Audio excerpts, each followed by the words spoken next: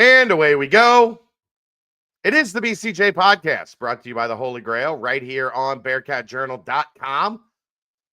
Look, I'm not going to recommend going to the Holy Grail tomorrow because you won't get it. But any other day, the Reds season is upon us. If you happen to be going to a Reds game or down around the banks for any reason, go see our good friends at the Holy Grail. Great food. Love the pizza.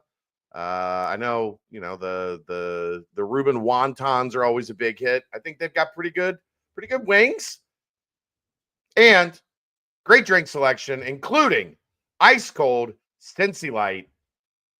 Every Cincy Light purchased at the Holy Grail, an additional 50 cents will be donated back into the Cincy Reigns NIL collective. So go see our good friends at the Holy Grail. Get some food, get some Cincy Light, and enjoy the best bar in Cincinnati.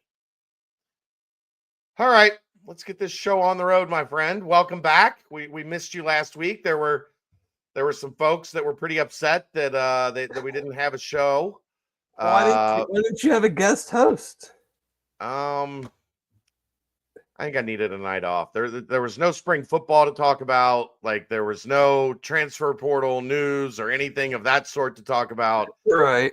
I could have had a guest, but I don't think it would have been fair to the guest at that point in time. Like, what the heck? Like, I don't think people wanted another recap of the 2024-25 regular and postseason, or at least Big 12 tournament postseason for the Cincinnati Bearcats basketball team. I fully agree with you there. And we have our best interest of our members at heart. So, always. We want to give you the freshest and hottest content. That's right. Chad versus Rick Royal Rumble. Look, guys, I got good information last night that ended up being correct. So I posted it. Like, that's kind of the job.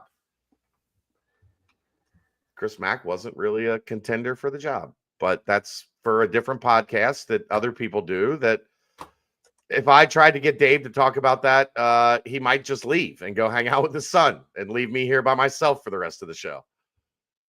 That is 100% accurate. 100%. If you want bad information on what's going on in Xavier, there's other places for you to get that besides here. So what do you want to talk about tonight, Dave? How was Reno? It was excellent. Again, crazy. I want to talk about the wild chance encounter with a Bearcat Journal member in Reno.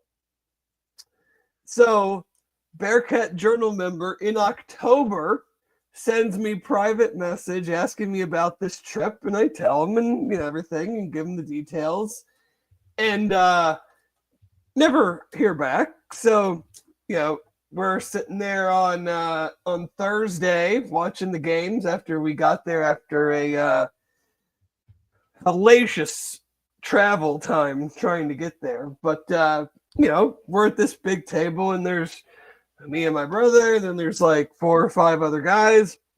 So we're talking about whatever, and the guy mentions he went to UC, and I'm like, this is a random question, but like, are you familiar with Bearcat Journal?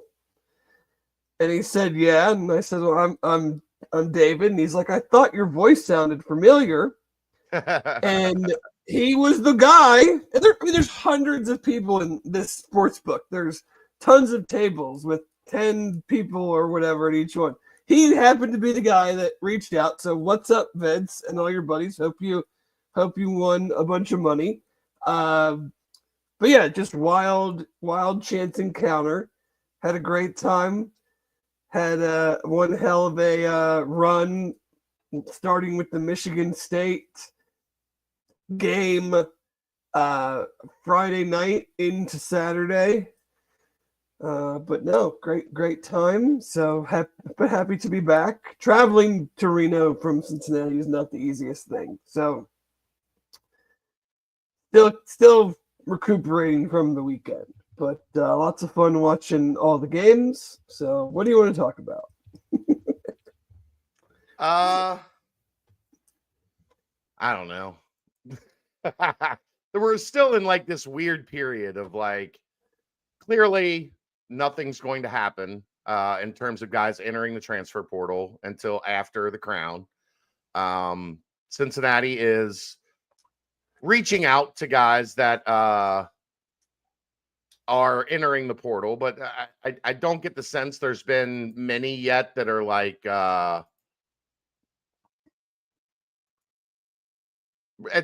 high priority type guys, you know. So, you know, it's kind of a waiting period of, you know, hearing names that I think there's going to be heavy interest in. I've got, you know, some that I have in mind that through sources, you know, I think we're going to see Cincinnati, if not heavily involved, at least involved in. I do think Sincere Harris was one of them today that we saw from West Virginia. Elite defensive guard. I know not a whole lot of offensive game. I think he had the lowest offensive rating in the entire Big 12 for the season. So he's a Bearcat. That's actually impressive. Yeah. But one of the reasons that West Virginia was where they were is because he was an elite on-ball defender. He was one of the 2 or 3 best defenders in the entire conference. So I think that's a name that you know you keep an eye on. Cam McGowan, the Division II kid that actually started at Georgia, and then transferred out of Georgia, but was recruited to Georgia in 2020 by Chad Dollar, class of 2021. So by the time he got there, Dollar was gone, but Dollar was the lead recruiter on him.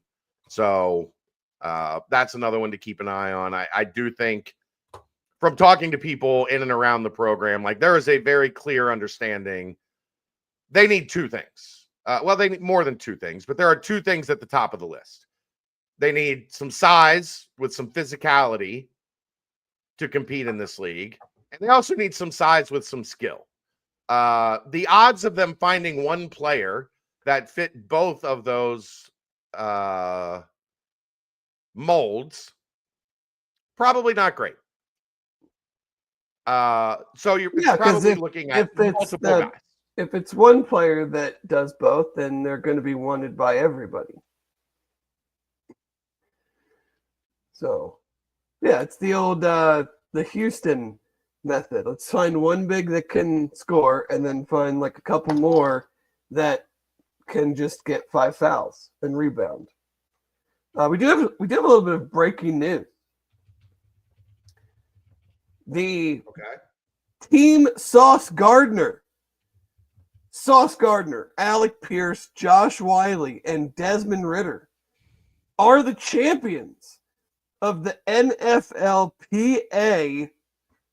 Golf Classic. Huh. How about that? Big 2-day event in Mayakoba. Yeah, the Bearcats bring home the title. Who was the team again? Sauce, Des, Wiley, and Pierce. I've heard Sauce is actually a decent golfer, which he's not bad. I've seen some. He did some stuff with the Barstool guys last year. I think he's very into it, and he's gotten better. Yeah. Okay. I knew it was something he had picked up, but like the other ones, I expect to be pretty good at golf. I knew Des was good. I didn't know about Josh. Yeah. But that's, I guess I just don't think of guys that size being good at golf. Like that's a big dude to be. Yeah, like that's not easy to navigate a golf club at that massive size. Yeah. But I knew Des and AP were pretty proficient. Yes. So, good going for those fellas. Yeah, congratulations. All right, well, let's get podcast. 10 minutes. Good game. All right. Everybody have a good night. No. So I do think, like, yes, they're looking for scoring, they're looking for shooting, but I think ultimately, like, the priority of all of this is going to be looking considerably different in the post for 2025, 26, because what they did this year didn't work. They didn't have enough bulk, they didn't have enough physicality, and they didn't have enough skill. And I think that is, I look, if you listen to Wes, like his last coach's show, and just my understanding from what they feel like needs to be fixed, that is, both of those things are as high on the list as humanly possible, because they couldn't throw the ball in to the post and get a bucket under any circumstance other than a lob, and they got beat up on the glass. And in this league, if those two things are your MO, you're in big trouble, because it's a physical league. And again, I mean, we could go back this a million times about roster construction. It was a fatal flaw in the roster construction of this team. There was no beef, there was no skill, there was no toughness. And it cost them severely throughout the season. So it needs to be fixed. Correct. Yeah. I mean, they need to take a pretty big jump in a lot of those areas. And, we'll see what, they have 15 roster spots. Now, you don't really roster 15 contributors. But they have the opportunity. I mean, you're probably looking at somewhere in the name, counting Sean Abayev, however you say it, and Keyshawn Tillery, like 6, 7, 8 players that you knew were going to be Bearcats or were Bearcats. I'm guessing somewhere in that stratosphere. So you still have, I mean, a legitimate 3, 4, 5 spots to add, and then from there, like, maybe you take some chances on some guys, not that are, a big that maybe could be developed, an older big that is developed, and you kind of just know, like, this dude he's 5 fouls a game. I mean, we're putting him in there to bang and get some boards. If he fouls out, he fouls out. Stuff like that. But I mean, yeah, I'm not gonna be. I mean, I've already said what I've said over the previous few weeks. Like, I'm not really gonna have any reaction to any of this, because to me it doesn't matter until December. But like, I'm certainly not gonna, like, whatever they want to do is fine by me, as long as it's big dudes that can hammer. Because, like, you want 7 of them? Great. Like, I mean, somebody's got to put the ball in the basket, so I'm being a little bit facetious, but, like, kind of tired of losing the rebounding by 18, or just watching guys getting pushed around, or not being able to, very basic stuff, like throwing the ball into the post and watching a guy back his guy down and potentially make a basket. Like, or move a guy out of the way for an offensive rebound. Like, how many of our offensive rebounds last year came just because of, like, athletic ability, like getting it out of your area or chasing it down or something? Like, there were very few offensive rebounds where dude just muscled guy out of the way, got the offensive rebound, and stuck it back right away. We were not a very good second chance point team last year because we didn't get a lot of offensive rebounds in a position to score quickly. It was like, got an offensive rebound, but now we got to run 20 more seconds of offense.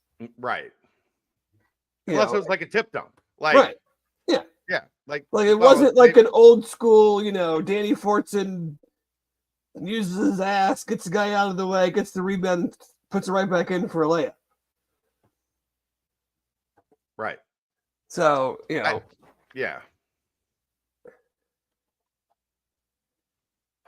It's just, again, that's why I've always, like, I've talked about, I feel like they built like an ACC roster because there just wasn't a lot of bulk. There wasn't a lot of like physicality at the 4 and the 5. There was athleticism, which is what is kind of the marquee of the ACC. Like, you can get away with that in that league outside of, Duke or whatever. But even Duke, though, like their bigs are 6'11", 225. Right. 6'10", stuff like that. Like, look at the teams that made the tournament out of the ACC. Like, Vic was the big for Clemson. Yeah. Louisville had a bunch of longer, athletic, big. Same with Duke. I mean, Malik Brown, the other dude whose name I can't pronounce, like young guy. They're not bangers. North Carolina certainly didn't have those dudes after Armando Bacot left. That was their whole problem this year, is they didn't have any physicality inside. Like, they had the guard play, they just didn't have any bulk. So I think, that's probably you went one way that first year and it didn't work. So you went the other way the second year and that didn't work. The answer then is probably somewhere in the middle. You need a little bit of both. You need some skill and you need some bulk. Like, you can't have all bulk. You can't have all like thinner, more athletic, more skilled dudes. You need a little bit of a mix, a little bit of a combo. You just have to look at you just have to look at the majority of your competition. 18 games, more than half of your schedule will be against a Houston who, yes, they're going to lose guys this year, but you think Kelvin's going to replace them with like 6'10", 205 dudes? Like, I hope not. I hope he does. I hope he does, because then it means they don't have the big dudes anymore. No, I know what you mean. Like Iowa State, like Texas Tech. I mean, shit, the one dude goes for like 30. I mean, just every time against Drake, it was throw it into Darren Williams and watch him back his dude down for a layup. I mean, every single possession. And he's like 6'5". Like, he's not even that tall. He's just 230, 235, and strong as an ox. Yeah. I would disagree, D. Smith. A guy that plays like Dylan with 15, 20 more pounds, like, I don't think that works.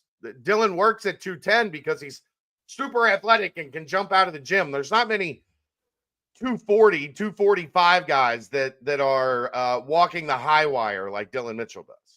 I just don't know that those are out there. I want some Juwan Roberts and Darren Williams and Norchad Omiers and yes. As an example, I mean, Norchad Omier can't guard a traffic cone, but if we're talking about it from like an offensive standpoint of what I'm looking for in a big, it's like those type of guys. Yes. What up, Tom?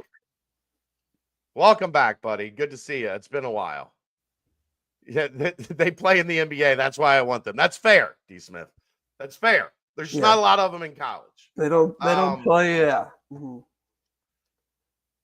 So far, Dave, the portal is absurd, and I can't imagine it's going to get any better. I mean, we're legitimately Donovan Dent, who was at New Mexico, played for Richard Pitino, is in the portal. His starting price, Dave. Starting price. If you want to call, you better call with $3 million. Good for him. $3 million. Starting price. Now, he's already one of the top 5 point guards probably in the sport. Right. He's outstanding. So it makes sense. But That is a lot different than where this was 2 years ago. And even last year when there were a couple guys up in that $2 million range. Most of that was like at the very end when the teams that had a bunch of money to spend didn't spend their money and then needed somebody to throw it at. Towards the end of the process, you saw the prices skyrocket. But we're talking from the jump. It doesn't have to be Donovan Dent. It could be the Freeman kid from Iowa that I'm hearing is in between 1.5 and 2. He just committed to Creighton. The Dix kid. The Freeman, the big kid. Freeman that did commit to Creighton, yeah. Yes. So he's up near 2. The Dix kid that was at Iowa, who averaged like 11 points a game and couldn't defend you, is asking for 1.5 in the door. And you're gonna have to get creative in this thing.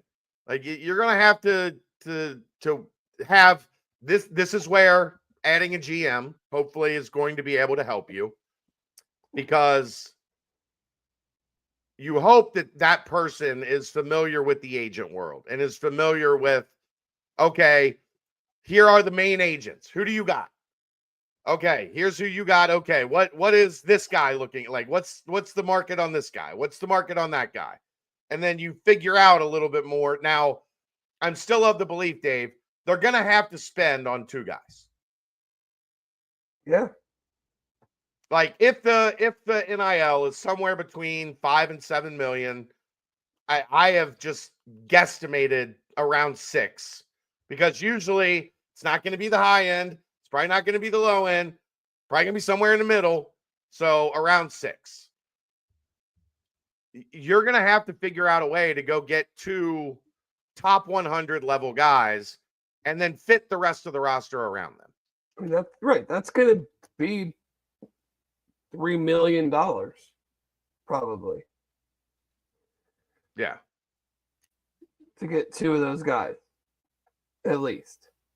At least. And then you got the other half to build the rest of your roster. Which, that's how free agency works. The best players get a bunch of money, and then you try to find some value plays. And that's no different than football, baseball, or basketball. So just right. A little silly that it's happening in college. But yeah, that's why you need to have a very good staff and an understanding of, we're going to pay this guy this much, and we're not going to look at him to be a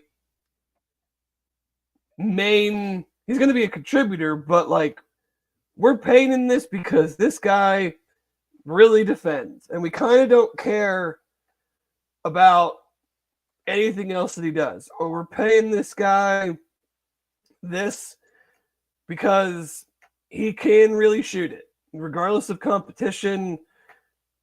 And yeah, can he guard a folding chair? Not really, but for this amount of money, we have to be able to live with that, because we just need him to make open threes.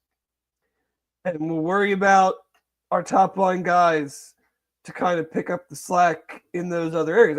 Every organization, every team does that. Nobody is flush with amazing contributors up and down their roster. You have to be able to find value somewhere, and that value needs to be able to perform in the areas that they excel in. That's where I feel like we've gotten into the problems the last 2 years.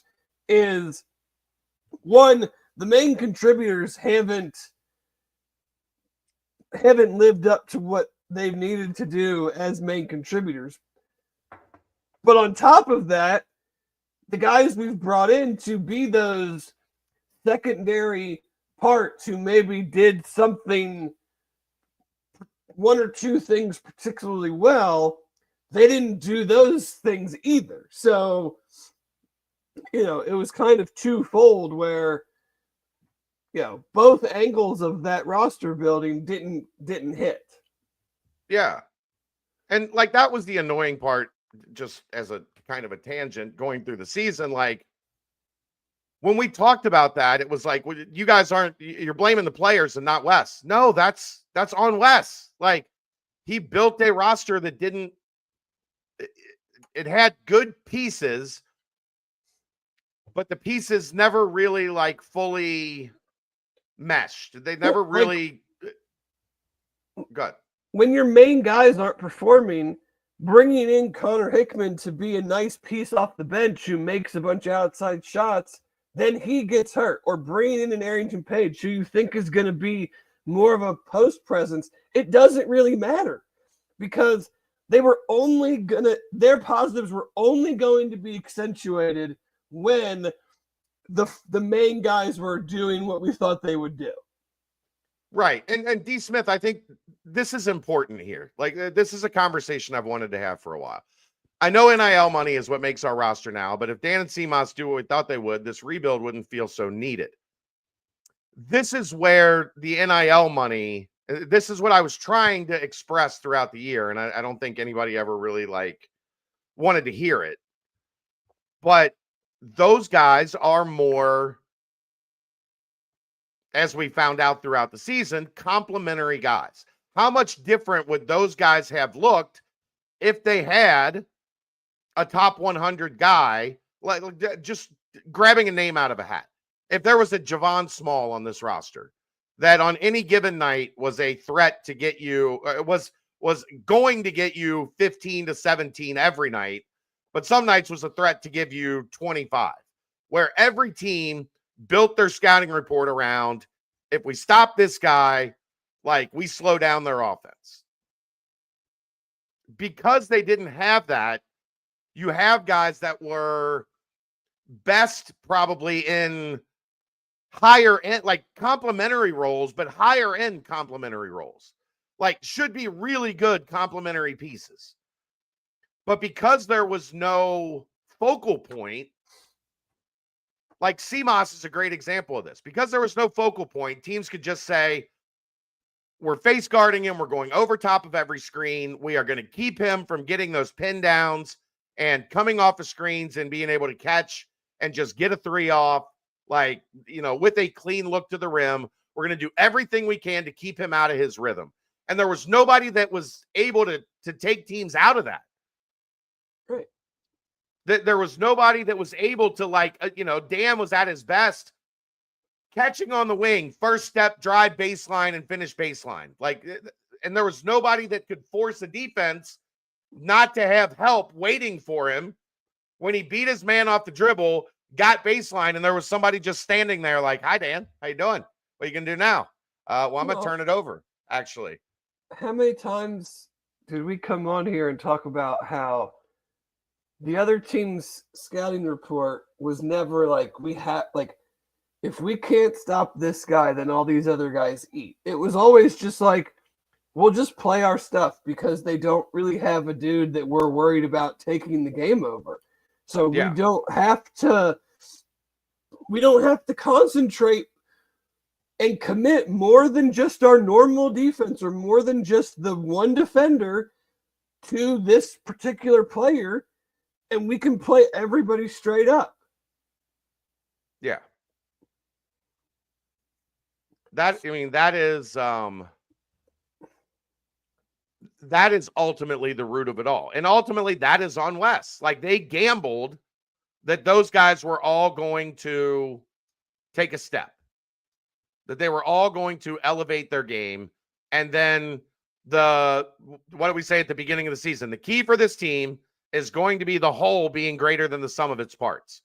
And it ended up just being a lot of nice parts, but for a car that didn't drive or only drove sporadic, like one of those, like you wake up every morning and you wonder, is this thing going to start? Am I going to have a ride to work today? Yeah, we saw it last year that it was doable. And we just, wrongly assumed that guys were going to take, whether they were moderate steps, small steps, like we just assumed that, and it's unfair to assume every guy, but like it's also unrealistic to think that like what felt, I mean, I think this is painting with too broad of a brush, but like that no one would get better. Like, right. So it's like, yeah, 2 years ago, they were close in a lot of games. And so you're like, okay, I can understand. Like, yeah, there's not like a great player, but like they all play a little bit better. And we have another year of experience and we have, an older roster and we add these parts and, then yeah, I could totally see how this team could be a tournament level team. But then none of those guys really, I mean, the guys you needed to take a step. I'm not, the guys that truly determined this team's fate. None of those guys got better, and some of them actually played worse. Yes. So, that's how you end up in the situation that you're in. Yeah, and that's where I think like it's where I don't love the idea of like, well, just everybody's going to get better. That's, like look at the Reds last year. Everybody thought all those guys came up as rookies and everybody was going to get better in year 2. Well, some made a little bit of improvement, some kind of flatline, some got hurt, missed time. Like it's not as easy as just, okay, well, this is what we have. And as opposed to going out and like really being aggressive, we're going to build around what we got here that won 7 games and assume it's going to jump to 11 games. Mm-hmm. Well, sometimes your 7-win team won 7 games because they were a 7-win team. And, that's I'm sure that's difficult for a coaching staff to come to that realization. But sometimes that's reality. Like your 7-win team was a 7-win team, 7-8-win team, like however you want to look at it. That's what they were. And that's what we saw. We saw a team that didn't look a whole lot different than a year ago, like at the top end. And unfortunately, at the bottom, the floor dropped out in some areas that we thought were going to be the backbone of the team. Like if you would have told me they're going to end up 13th or whatever it ended up being in the Big 12 in rebounding, I would have said, well, this team's got major problems. Yeah. Because that was supposed to be the strength of what was returning. Right. You had 2 quality rebounders and you're adding a third. Yeah. So, yeah, I mean, it was just a miss all the way around. I mean, I'm blaming whoever you want, but like the roster construction ended up being bad because the players didn't play well. Yeah. So, and like we talked about before, like that, the dips with some of these guys and just the overall way this team played, not foreseeable. Like they went backwards in areas that you would not expect a team of older players to go backwards in. Yeah.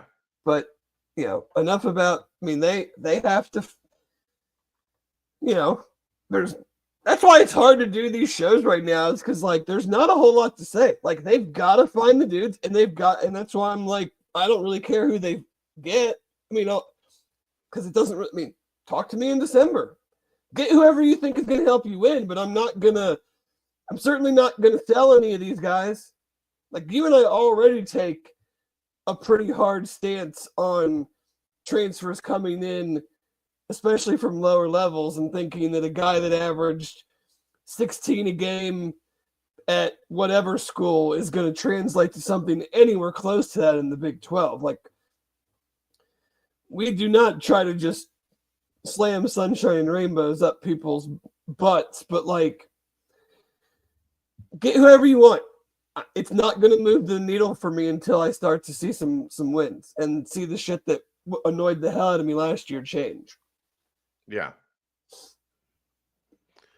It's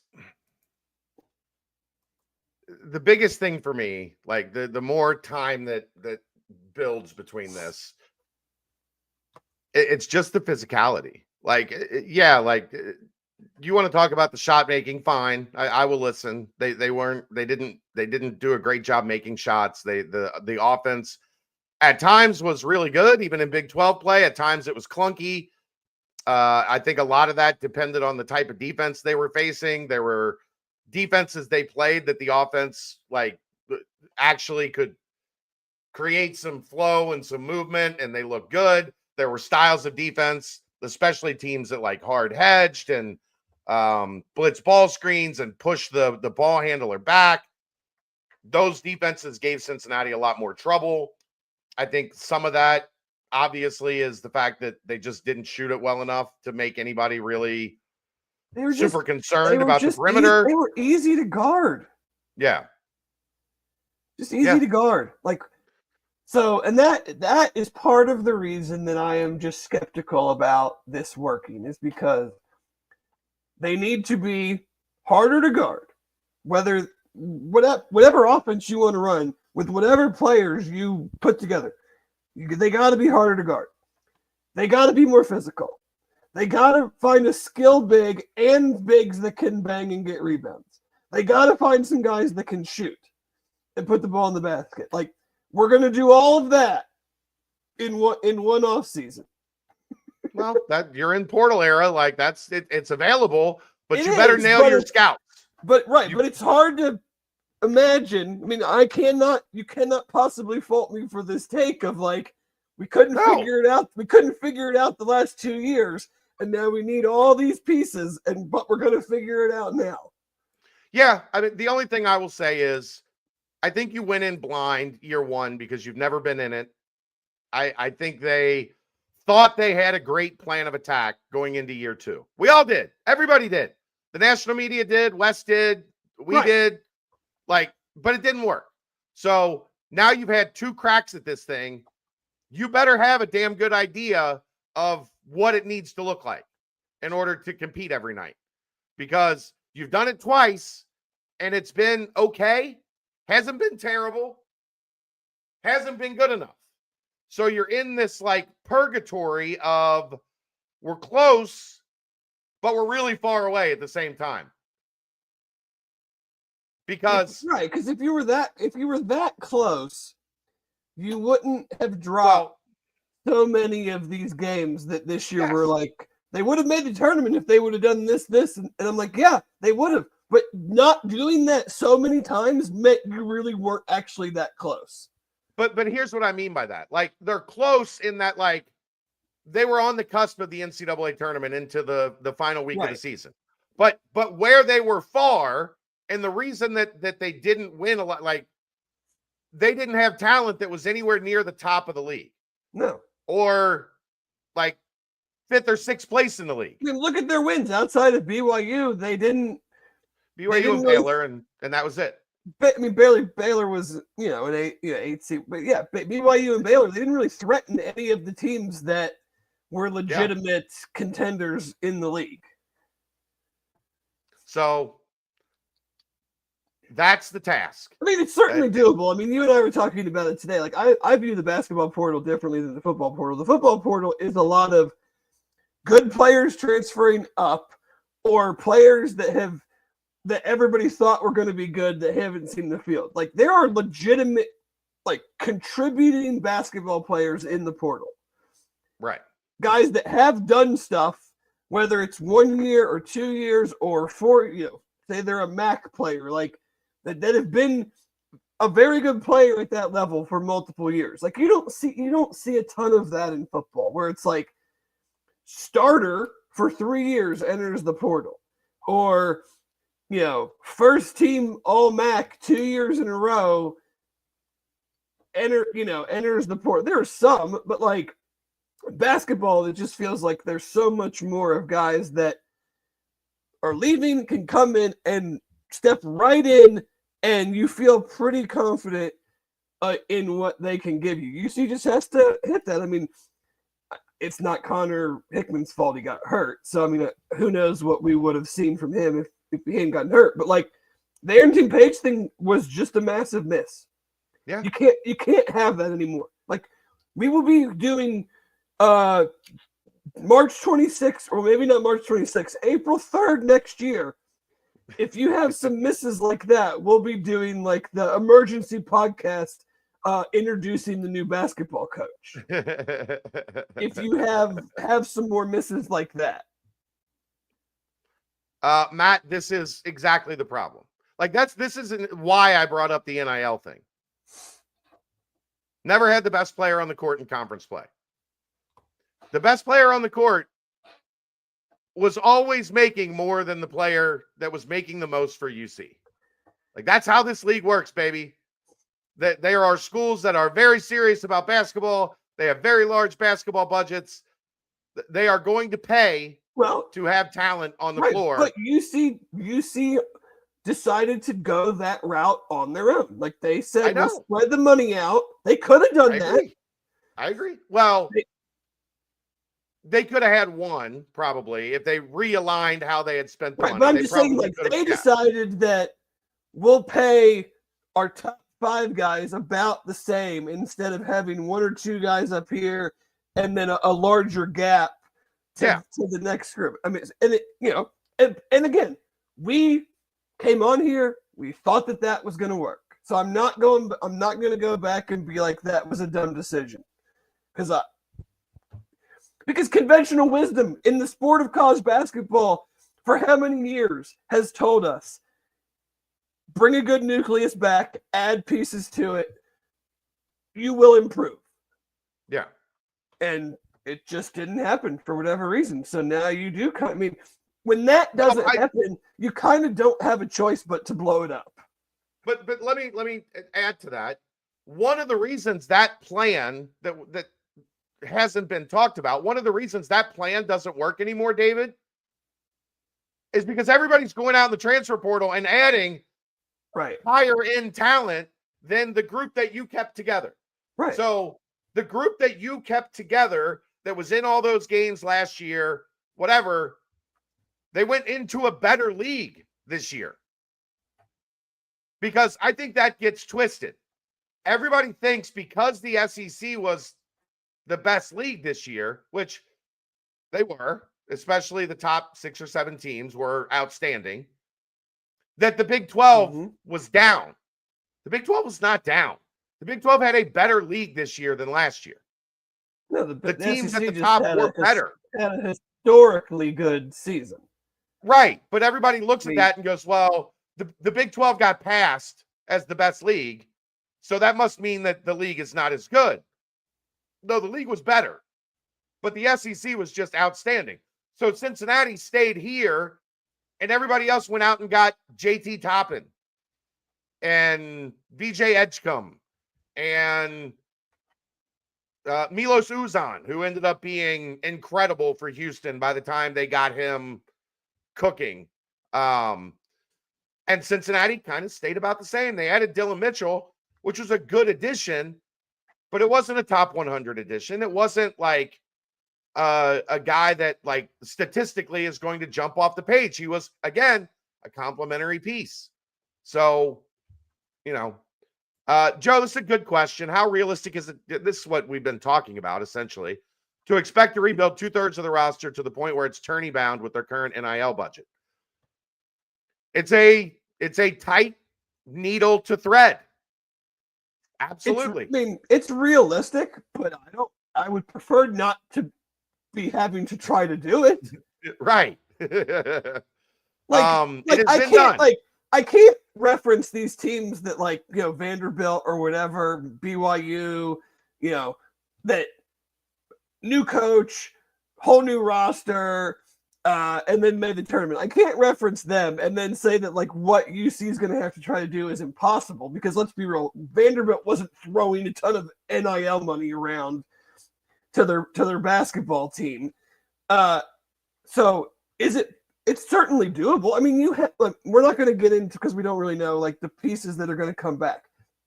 But I think it's fair to say, like, they're going to bring back some nice Big 12 level pieces. But those guys, whoever they bring back, they need to be supported by the guys we've been talking about. The 1 point, like the dudes, like the guys coming back. I'm not sure how many of them I'm going to look at and go, those are the dudes. The dudes are going to need to come in the portal. Right. Yeah. You're going to have to you're going to have to try a different method, because the one you tried last year didn't pan out. No. Didn't pan out. So you're going to have to retool. You're going to have to get back in the lab. You're going to have to grind it out. You're going to have to figure a new plan of attack. And is there any guarantee that plan of attack will work? No. What do I think NIL wise they're going to be at? My guess would be somewhere in the $6 million range. I've heard anywhere from 5 to 7. I generally will throw out the top number because that's usually best case scenario. And how often do you land at best case scenario? I don't think it'll be the bottom number, because I think people in the administration understand it is unrealistic to expect to compete in this league with bottom third investment in your roster. The scary part is that's the point of, like, we can just, like, John Cunningham is on the hook for Wes Miller. Yeah. He has essentially said that publicly. Like, they need, like, where the money comes from, they need to make sure that this works. Right. Because they don't have the money to do, they don't really want to have to spend the money to do the things that they would have to do if it doesn't work. Right. So whether that's from me winning the Powerball, whether that's from Thrifty Walrus drinking a couple extra Cincy Lights, whether that's more subsidies to the athletic department from the university, like, whatever needs to happen needs to happen. Yep. And that's the task at hand, because what they did this year didn't work. So, you're gonna have to learn a new pitch coming into next season. You're gonna have to learn a new pitch, Dave. The fastball and the slider didn't work. You better be working on that circle change all summer. I want gas, man. Like, they've got like none of this soft secondary shit. Like, bring it to somebody. I mean, again, I don't want to talk about this season much more. I'm much more interested in talking about going forward. But it's like, no more of the soft shit. This season isn't over, buddy. Well, for me, this season isn't over. For this guy, it is. The last game I watched of the 2024-2025 Bearcats was Kansas State. David, 3:00 Tuesday, April 1st. There's a better chance I show up in Indianapolis this weekend wearing Kentucky gear than I watch that basketball game. What do we like? We're gonna have probably what? I think Tuesday and then Thursday. Like, if they win Tuesday, then they got Thursday, and then they got Saturday. If they don't win Tuesday, do you want me to come on the show Wednesday? I might have to find a guest host for Wednesday if they don't win Tuesday. I mean, I've said everything I could possibly say. What else am I going to say at that point? Right. About a tournament and a game that I don't care about and I won't be watching. Like, it's not going to upset me. That's my favorite part, is everybody's like, I'm out. I'm not watching. But boy, if they lose a game in the Crown tournament, those people that claim they weren't watching are going to be on the message board. Yeah, I mean, that's why I'm like, I'm not going to watch, because I don't care what happens. Losing doesn't change anything that I thought about this season. Right. 101 says, fellas, this seems really stressful to manage this portal thing a little bit. Yeah. Yeah, it is. I'm sure it is. You have such a finite amount of time to find out, okay, guy goes in the portal. One, what's his number? Because that's going to determine our level of interest. Okay, we found out his number. That jives. We think he's that type of player. We found out his starting number. Well, that's what I mean. Like just we found the get-in number. We like the player and we like the person. Okay, now his number matches what we think. Like just like free agency, the number has to match the value of the player. Okay, that jives. Second, who else is involved? Okay, because then that tells us a lot about, how this might go depending on who else is involved. Third, okay, can we get him on campus? What kind of relationships do we have? Who's managing this situation? I mean, and then they're doing this. I mean, shit, we're talking about potentially if they fill out an entire roster of 15 players, we're talking about half of those guys probably coming from the portal. So you're doing all of this simultaneously for 7 to 8 players while you're trying to have practice for a meaningless tournament. Like, yeah, it sounds terrible. I wouldn't. It's Brown season, David. But you make X millions of dollars, and that's why you do it. I mean, yeah, that's part of that's what you signed up for. Yep. Maybe when you got into coaching, you probably didn't sign up for all of this shit.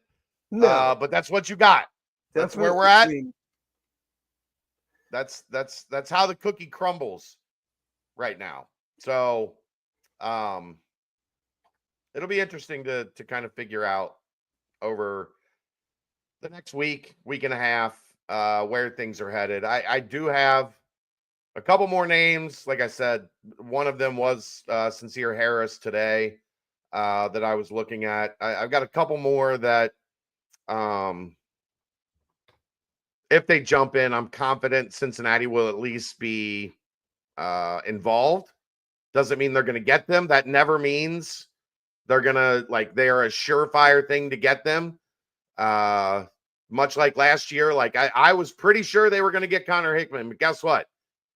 Indiana did not make that a foregone conclusion. So no. You never know what's going to happen in this portal era when a guy enters. You may think when he enters, you're in a pretty good spot. And 2 years ago, Dave, those were a lot more frequent. I'm going in, and this is where I'm going. Now I'm going in. I might have a pretty good idea where I'm going. However, but I'm going to listen. I'm going to listen to all the phone calls. Just in case. Just in case. I know there was one recruit I was talking to somebody about yesterday. And they were like, we think the kid will probably go in at 250, 300,000. But there's a very real possibility that by the end of the day, it'll be 6. Right. Just depends on who else might be interested. Yeah. I was talking to a coach in a different league this morning, and he said, we had a kid that went in the portal on Monday. We set up with his agent a visit, and then got a call on Tuesday, you're out. Because the offer that was on the table for okay, I'm in the portal, here's my price. Okay, that's in line. We're good. Everything lines up. Check, check, check. We like you. You like us. This is the number that we're at. Everything's cool. Let's set up a visit. Let's get this ball rolling. And in 24 hours, the number had increased so much that they called back to that school and said, sorry, it's not you, it's us. Yeah. It is a wild deal.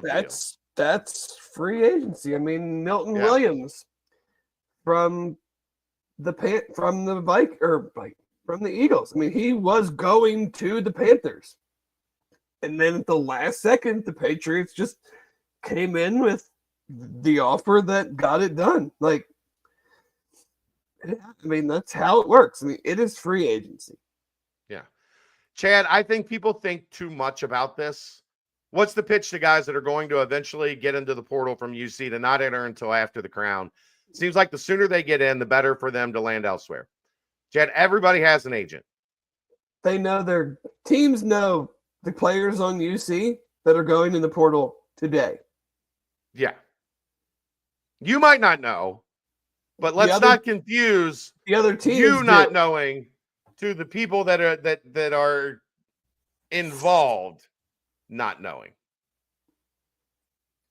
It's like very expensive speed dating. Kind of, yeah. Lathan Somerville from Rutgers. Sure, he's big, he's physical. If they're big and they're physical and they can play at this level, Cincinnati is going to reach out. I do have a question about him, not specifically because I couldn't. If he knocked on my door right now, I couldn't tell you who he was. But Rutgers has 2 top 5 draft picks. Yeah. And this dude I just saw on the Twitter seems like a lot of teams are going to be interested in. How do they not make the tournament? And is that any reflection on the players? And one, very difficult at any level to like their whole thing, 2 freshmen. Their whole team was 2 freshmen. Those 2 dudes had the ball. There wasn't a whole lot of offensive system at Rutgers that wasn't just Harper and Bailey. But I would guess Pinkel did not do a very good job. But they spent this is the danger of spending all your money on 2 guys, Dave. They didn't have a whole lot else around them. And 2 freshmen. Yeah.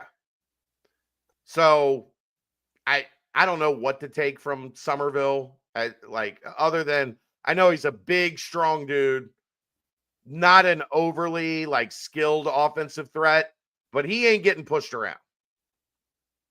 So fits. And we certainly need that. Yeah. Now, yeah, he weighs 275. He's a big SOB. The question being, now we're entering into there's a new trend this year, Dave. It used to be when they entered with a do not contact tag, that was the tip off that they knew where they were going. They already had a spot picked out. Maybe that's the case with this kid. I don't know a ton about him other than he's big and he's physical, and Cincinnati's looking for big and physical.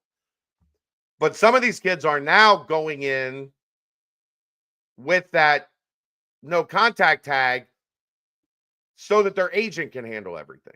And don't call me. We'll contact the teams that we're interested in. Yeah. Not having 30 teams contact us. We already know the few that we would be interested in, and we'll see if it works out with any of those teams. Yeah. That's the way I would do it.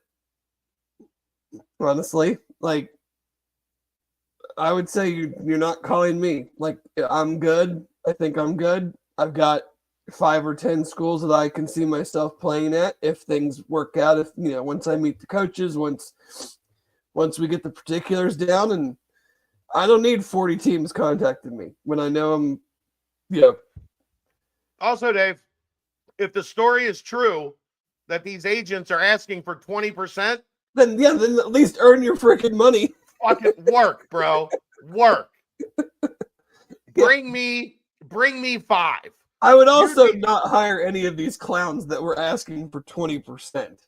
No. I'd be like, I can do this on my own to give you a fifth of my money. If I'm good, I'll just contact the coaches myself. Or have my parents do it or whatever. Not paying you 20%. I mean, think about that's a damn big. If you're, this is gonna sound bad. When do the NFL agents start dipping into this stuff? Because they're making a quarter of that on NFL. They're making 3%. 4%. It's 4%. 3-4%. Yeah. If just leeching off of 20-year-olds, the scum of the earth. If you want 10, you bring me a list of 5 that have made the highest offers, and I'll decide from the 5. But you're gonna work for your whatever percent that it is that we decide on. It's gross. That's just gross. The whole thing's gross. let's get a little timestamp in here. Not that we're done talking basketball, but we can move on, I think, from this particular discussion, because I don't know how much more is left here until guys are in the We gotta portal. have a little bit of movement to really talk about anything else. Yeah. That segment brought to you by Turtles Brew. 0 sugar, 0 carbs, gluten-free, 6% ABV. It's a bourbon-infused sweet tea. They have lemonade tea, strawberry mint, cherry lime, raspberry peach, orange vanilla. There's more than 50 locations in Greater Cincinnati, over 100 in and around Ohio. If you want to find out where to get Turtles Brew nearest you, all you got to do is go to turtlesbrew.com. Great title, Aaron. Cash rules everything around me. Cream, get the money. Dollar bills, y'all. The coaching carousel, Dave. Yes. What about it? It's. Do you think that like this thing is spiraling more out of hand because it seems to get more and more absurd, or is it just carrying on as things carry on? Because like it felt like this cycle, we didn't really see any major jobs flip. No. But it felt like everybody was making decisions like instantaneously. Like the portal was going to close tomorrow if they don't make a job. Like I'm trying to decipher, get my brain around, like, is that really the smart thing to do, is to like pressure yourself into, we have to make a decision right now. Not like we can't wait until Wednesday. We got to have this shit done Tuesday because the portal is holding us hostage. Wouldn't you rather get the right hire? I mean, I've always felt that, regardless of the circumstances of, like, you know, especially on the, you know, it's totally different on the football side than the basketball side. Like, you know, football coaches, it's like, well, you know, we gotta get somebody in here because of recruiting and signing day. And I'm always kind of like, your first class is gonna typically be garbage no matter what when there's a coaching change. Like, right. Wouldn't you rather wait and find the best coach who can then maybe coach you out of the typical struggles of the first year, player retention, player movement, versus we got to get someone in to try to keep a recruiting class together, or because the portal's about to hit? Like, what great players is some new coaching staff getting in the football portal when they don't know anybody, guys aren't even here, like full staffs aren't even assembled yet. So no, I've always kind of felt that the rush is a little unnecessary. I think this year's basketball carousel is a little different because, like you said, like, there wasn't that big job that set off the dominoes of guys moving up the ladder and creating more openings. So I think it was just, hey, we like this guy or whatever, let's just go ahead and go hire him. Like, it felt like there wasn't a lot of not a lot of reason really to maybe wait longer. Yeah. Because really, what's the biggest job that opened up was Indiana, which is a very big job to open up. I mean, depending on how you want to look at it. Indiana paid what you guys said the other night. They paid the biggest buyout in college basketball history. Yeah, $6 million, the biggest buyout in college basketball history. So, and Darren DeVries seems like a pretty fine coach, but like, it's in a situation where like they took some big time coach away from a team. No. The other thing that we didn't have happen this year was the like random team makes Sweet 16, coach gets P4 job that has no business getting P4 job. Fair. We also like the day of hiring like big name coaches away from other places is pretty much dead. Yeah, that Like, died. That died in football several years ago, and now it seems to be dying in basketball as well. Like the only one we really saw last year was Cal, and that was because he was like both sides were ready to be done. Yeah, with that was very mutual. Like that was like, hey, I'm gonna go try to find something else, and Kentucky was like, nah, cool, fam. And like, everybody is happy. Everybody is happy. BYU got what they wanted. Kentucky got what they wanted. Arkansas got what they wanted. The very rare successful 3-team trade, Dave. Yeah. Where everybody walks away like, no, we feel pretty good about this. I think we're good. I don't know. I get it in that, like, I guess now the bigger worry is not keeping your roster together. The bigger worry is we're not going to have a roster, and we need to get a head start on like filling one out. Right. It's totally different than it used to be of like, most of these guys are going to come back because they don't have a choice. Now it's like, I need to get somebody in here because we need to find 12 players.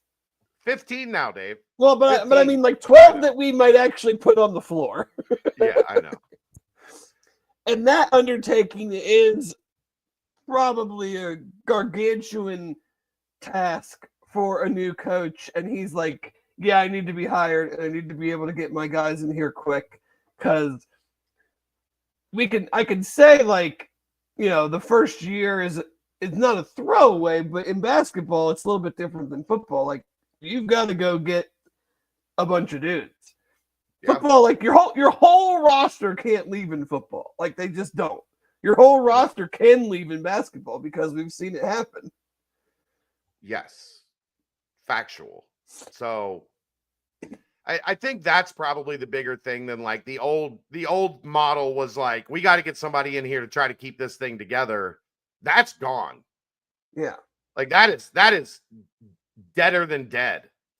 Like we got to get somebody in here because we are starting over.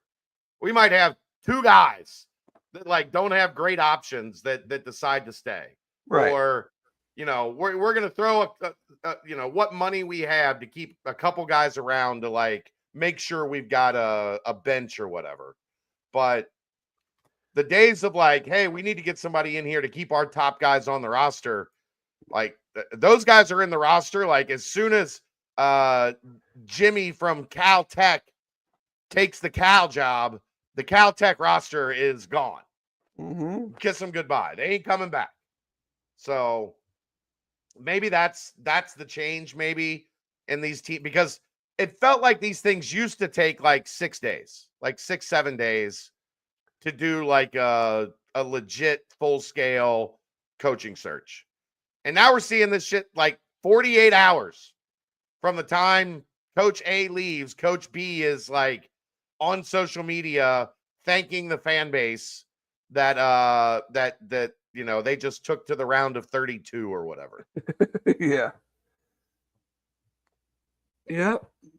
I guess the other thing we'll get to before we get done with basketball is the notion that the college product is dying because the good teams are winning. Because the NCAA tournament is about Cinderella, and without Cinderella, the NCAA tournament loses its luster. And you know, all these people, the people that say that don't actually watch college basketball. Correct. Because no one that actually watches college basketball, I don't want to speak for everyone, so when I say no one, know that is air quotes no one. No one that actually watches college basketball wants any of these Cinderellas to win more than one fucking game. I have no interest in watching those teams get to the Sweet 16 or further, because I want to see the teams that have been the best over 30 games play each other. Why do you think that this is the highest viewed tournament in 30-something years? Because all the good teams are still in it. Like, all of the brands, all of the teams with huge fan bases, all of the teams with the best players are still playing. That's why everybody is watching. It drives me crazy. I have no interest in seeing 14 seeds and 15 seeds. I mean, one here and there, sure, it's fun, whatever. I'm not interested Thursday and Friday night watching somebody get beat by 30. Right. You know what everybody actually wants, Dave? They want chaos on Thursday and Friday. Exactly. And then I want all the best teams to win from there on out. Right. Like tomorrow and Friday are going to be awesome. Awesome. As long as Michigan State and Tennessee win. If they don't, then it's going to suck. But you get my point. Yes, like of course. There's not a single game that I'm like, eh. No. Like every one of those games, I'm like, Arkansas is the sleeper, like the Cinderella in this tournament. Yeah, the team that the team that maybe has the highest amount of money supporting the basketball program in the entire country, thanks to chicken fingers and Walmart, is like the 10 seed Cinderella. I look at it and I think, why nobody wants this in the NBA? Like if an 8 seed upsets a 1 seed, it's the worst thing that's ever happened. No. The worst thing that's ever happened. Now, I will say, the games themselves, I found very interesting. A lot of very good games. There wasn't the Maryland, Colorado, like there weren't a lot of very, very tight finishes. No, there were a lot of like close with 7 minutes left that ended up being 12. Or just like even close earlier than that, but the teams won by 5 or 7 or something. And right. There weren't the back and forth. This possession, we're up 1. This possession, they're up 1.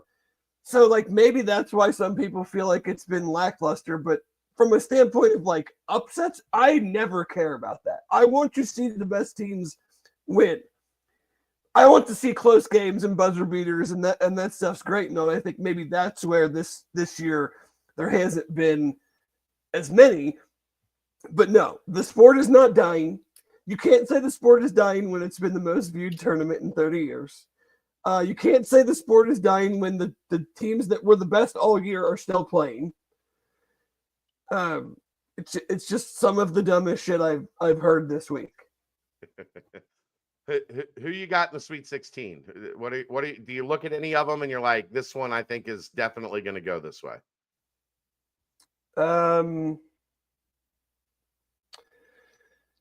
Definitely. I think Houston is definitely going to beat Purdue. Okay. Even though it's in Indy, which that's a whole ball of horse shit. but whatever. Somebody gets boned in that situation. What else? I don't think Tennessee is definitely going to beat Kentucky because they lost to them twice this year. So I think Florida will dog walk Maryland. Can I say that? No, I think that's fair. I think there's a lot going on there outside of basketball, and I think Florida is outstanding. I think why didn't Pitino take Clayton to St. John's? From Iona? I don't know. Yeah. He had him. That's the best. That might be the best player in the country, not named Cooper Flagg. Like in terms of what he's actually done, the way he's actually played. Like there might not be anybody more impactful in the entire sport. Pitino doesn't usually miss like that. Can you imagine if St. John's actually had like a shot maker? Yeah. Like they might have been the team to beat. They had a decent shot maker, and then he went 3 for 17 and got benched for the last 10 minutes of the game. And people were asking Pitino why. I'm like, did you watch the kid play for 30 minutes of the game? That's another one of those things, man, where if I had kept playing, then you guys would have crucified me for keeping the guy that couldn't throw it in the frickin' ocean in the game. You know, like why is he still playing him? Get his ass out of there. And then he takes him out and sits him. Why are they sitting him? You sat in the game. The Big East player because he certainly wasn't playing like the Big East player of the year. It's amazing. I think Duke, Florida, and Houston are a cut above and then I would have like Auburn and Michigan State right below them, and then kind of everybody else you can kind of throw into. Like, I want to buy into Tennessee. They've played really good so far in the tournament, but this is just Rick Barnes' MO. We make the Sweet 16 and then we lose. So it's hard. It's hard for me to think they're going to win again, but beating them 3 times in a row for Kentucky is going to be a challenge. Yes, and Kentucky had Jackson Robinson in both of those games, right?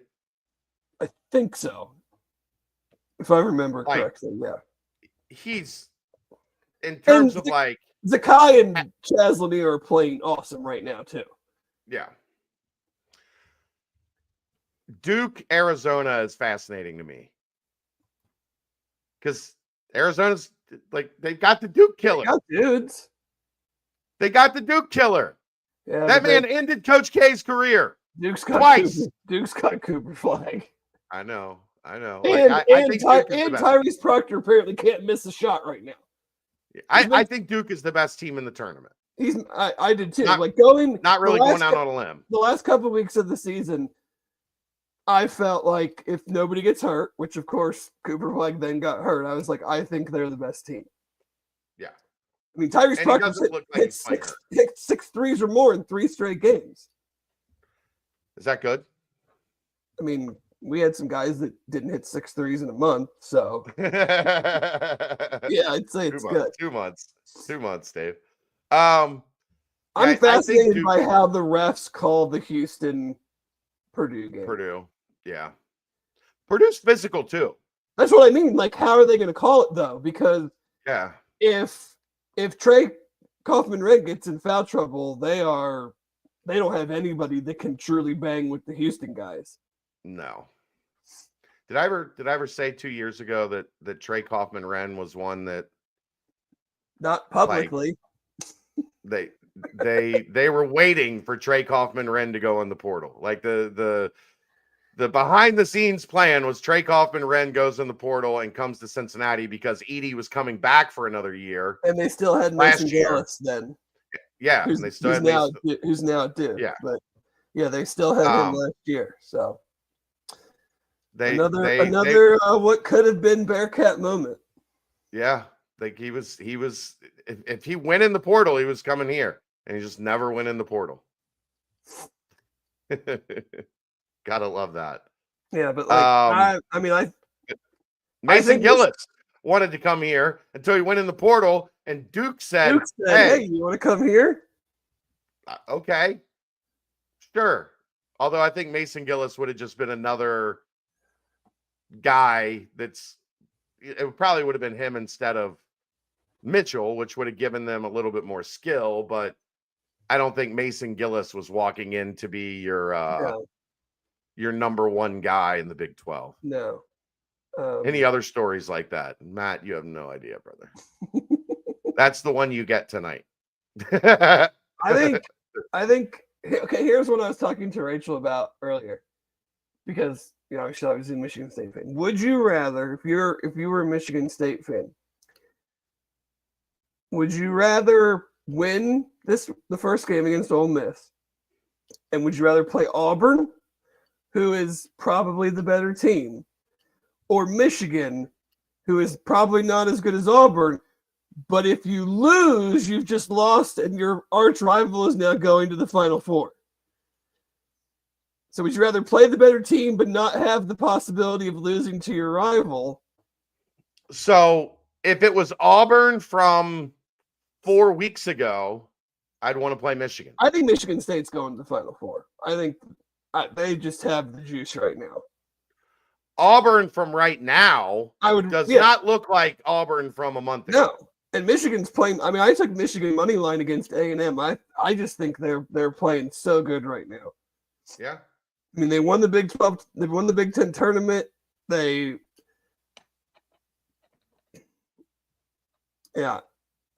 But yeah, that's always the interesting one. Like, do you want to play the better team, or do you want to have the chance to lose to your rival to go to the Final Four? Whew. I mean, I don't know. Michigan might be better than Auburn right now. They might be. So that one's going to be fascinating too.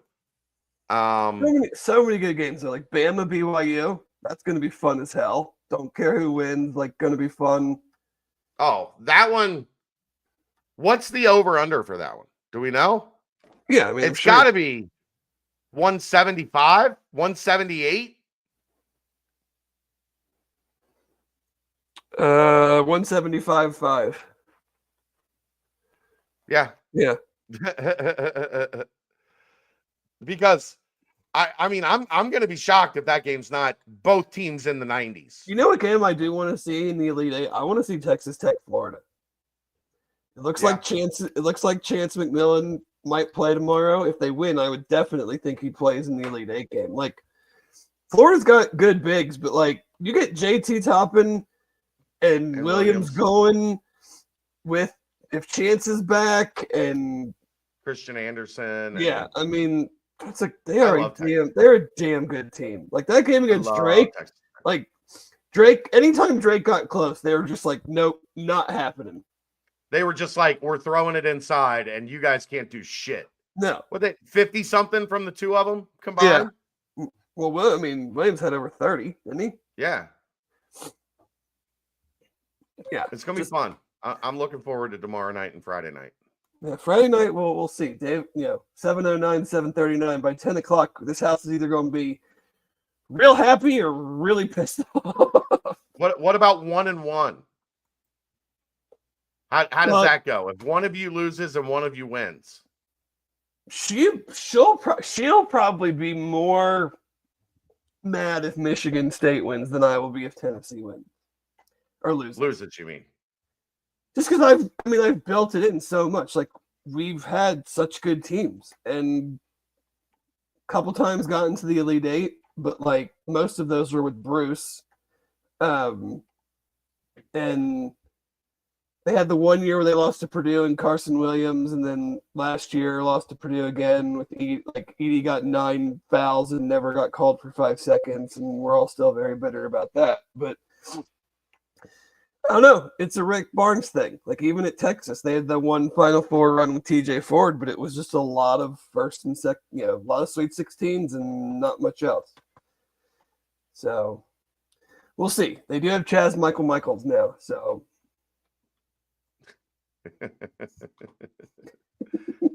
All right. That takes care of basketball, I think. We will timestamp once more. Turtles Brew, 0 sugar, 0 carbs, gluten-free, 6% ABV, bourbon-infused sweet tea, cherry lime, raspberry peach, orange vanilla, lemonade tea, strawberry mint, more than 50 locations in greater Cincinnati, over 100 in and around Ohio. Visit turtlesbrew.com for the location nearest you. And remember, a portion of the proceeds go to save the sea turtles. I will say the games do hit different when you got BYU money line against Wisconsin, and Wisconsin keeps giving it to the ball to the only guy in the freaking arena that everybody knows is getting the ball, and he keeps scoring, and you're just going insane because you're like, you were just up 10 with 3 minutes to go, and now they have a chance to win because the only guy they're going to give the ball to keeps getting the ball. Like. So, but hey, you come out on top. 7 for 8 Saturday. 7 for 8. That's a big time. I mean, how much did you make off of going 7 for 8? Enough. Enough. Like it wasn't like I went 7 for 8, but I made like $40. No. Okay. No, definitely not. Okay. That's all I'm saying. Like as long as it was worth it. Because when you do that, if you're betting small and you go 7 for 8, you hate yourself even more than you would rather have lost at that point. It was Saturday. We were leaving Sunday. There was no going small on Saturday. Well, you know what I mean. Like you don't want to you bet half a unit on all the games. I'm gonna play all the games. I'm out all day. I haven't played the I haven't hit the Arkansas St. John's first half under because some guy in the betting line was telling everybody about it. I was like, all right, whatever, I'll do it. And it hit. Football, not a whole lot. Spring practice is back in action today. Keegan has a practice report up on the site, has an interview with Jake Golday up as well. Good first day back. Dave is going to fall in love with Jeff Caldwell as long as they continue to use him like we have seen them use him through the first we've seen 3 through the first 4 practices of camp. He caught one today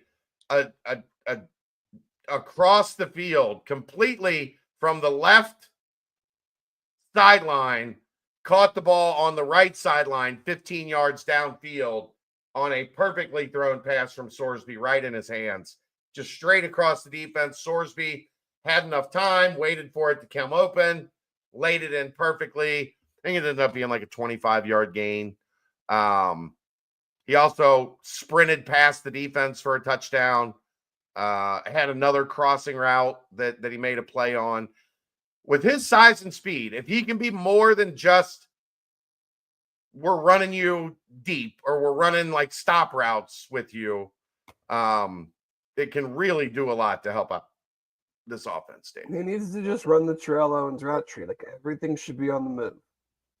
Like, just get him on crossers, get him down the field, get him on posts. Like, I don't need him to run hitches and stops. Like, everything should be on the move. Let him gain speed, his big frame, like, just catch it on the run and run away from dudes. Get in the secondary and, yeah, come tackle me, little 5'10", 185-pound guys. I will say a little. Terrell Owens was a little more beefy. I just mean the routes that T.O. I know, but like some run. of that stuff over the middle, Terrell Owens, you're going to ask him to run that. You're not exactly probably going to ask Jeff Caldwell to run because you don't want him to break. I mean, who's gonna break him? The tiny little safeties in college football? It depends on how deep the linebackers are dropping, I guess. Well, they should be able to run with him. That's my point. Like, if you're running him over the middle, he runs into him. Nah. But he has continued to be insanely impressive. Every day, like if you get a chance, 2.5 weeks from now, if you get a chance to go to the spring showcase or whatever they're calling it, he's the one dude that you're just immediately like, where'd they get that alien from? Mm-hmm. Like, who is the 6'5" guy that like everybody else's helmet comes up to here on him? But we've seen a little bit, and this is going to be a continuing theme as we go through these practices. We've seen a little bit from the other wide receivers. Want to see more.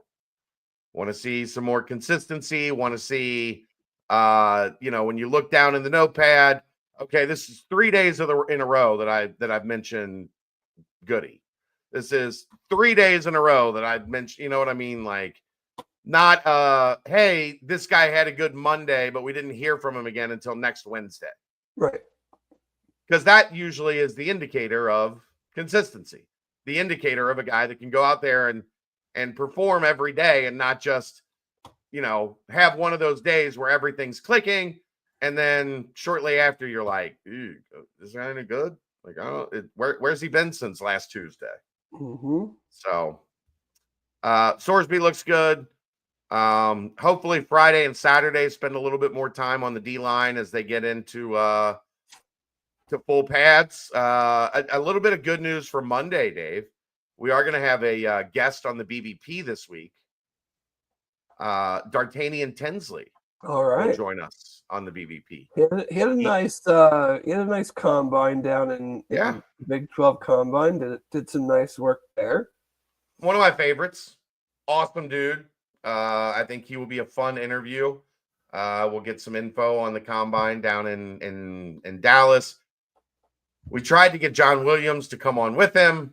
John Williams does not like talking to people, which I can respect. Very much so. He said he offered actually to come on and just be mute. like to come on, and while we talk to D'Artagnan, for him to just sit there like, which I might take him up on that. Get him a whiteboard and where he can just write down random thoughts and hold it up. But we'll have to get some draft talk starting soon. We're basically a month out tomorrow. Yeah. All right. Well, I guess that's about it. I don't have a whole lot more tonight. Do you? Anything else you want to touch on?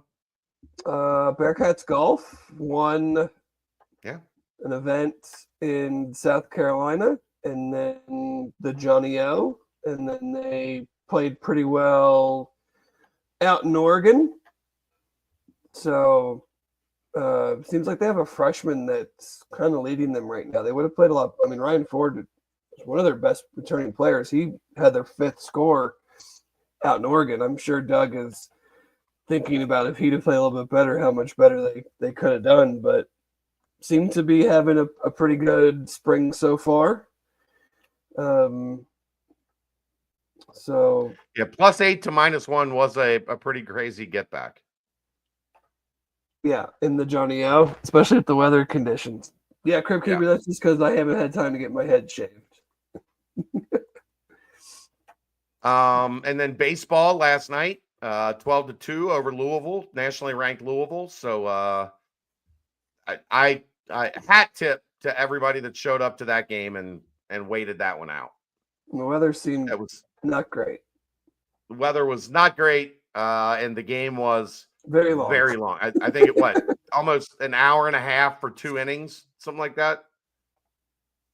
Or 45 minutes for 2 innings, something like it was something like, phew, y'all gonna be there for a minute. So go catch a UC baseball game. They're a lot of fun. Oh yeah, definitely. We need to do something when the weather gets a little bit nicer. BCJ at the ballpark. Just like a little meet up on like maybe a Friday afternoon game or something. Saturday after maybe a Saturday game. I'll look at the schedule, and once we get through, it might be in May. Once spring practice is over, like sometime in April or May. Yeah. Kelsey's got tournaments the last 2 weeks of April. Yeah. So but then her volleyball season's done. So May is pretty open. So we'll find a weekend in May and try to set up a BCJ at the ballpark type deal. You just want a Friday so you can get out of work early. Sure. But all right. Thanks to everybody for tuning in. We will be back Monday with D'Artagnan and Tinsley. We'll get some nightcaps sprinkled in throughout the rest of the week and into the weekend as well. That is the BCJ podcast, brought to you by the Holy Grail, right here on BearcatJournal.com.